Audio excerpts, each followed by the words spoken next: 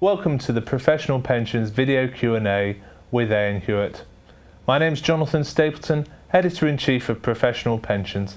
With me, Stephen Ruse, UK Commercial Outsourcing Director at Aon Hewitt. Stephen, welcome. Thank you very much. Thank you for your time. Hey. Stephen, Aon Hewitt's administration survey shows data is still a key issue for schemes. Yes. Why is this?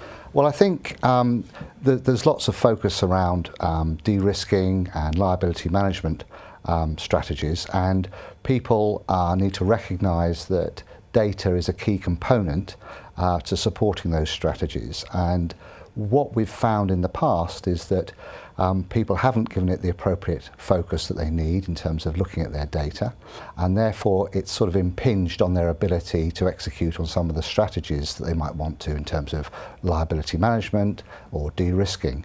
And what we're advocating is that if you have the data in a fit state, when you take advice from your actuary, you then can take advantage of market conditions and get a better outcome.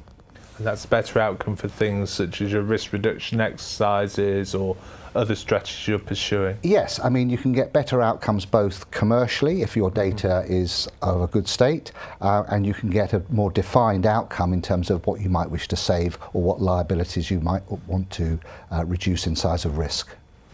Thank you very much indeed. How can schemes get themselves into such a data-ready position? Well, I think, everyone's aware of what good data is. Everyone recognises that, yes, it's important to have good data. But I just don't feel from the research and the feedback we're getting is that people are giving it a big enough priority in terms of how they manage their schemes. And they take a bit of a view, well, we'll do it as we go along.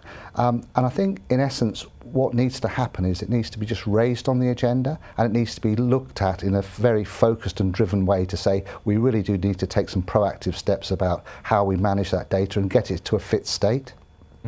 So what gets measured gets monitored? Yes, absolutely. And if you've got better data, we can be more insightful around some of the decisions you want to take, and you can go out to the market and actually start to say, well, we've got this, we know about this, what does that mean? And people can give you, a better outcome.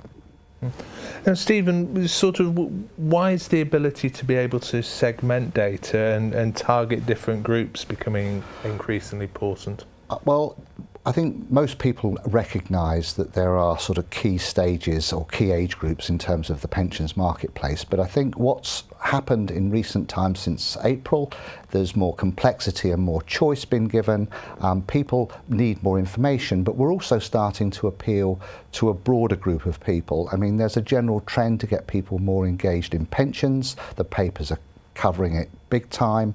We've got a massive spectrum of age groups, and we've recognised through this expertise we have in our communications practice that these different age groups respond in different ways, and they respond to different types of communication. And I think schemes should start to be thinking about the age groups and how best they can communicate to those different bands of age. For example, under 25s are clearly identified as people whose retention or attention span, I should say, to the written word probably isn't as long as perhaps an older person.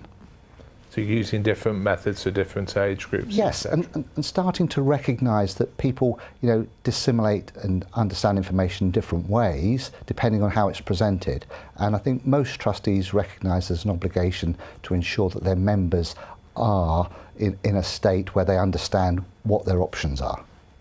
Stephen Ruse, thank you very much indeed. Thank you.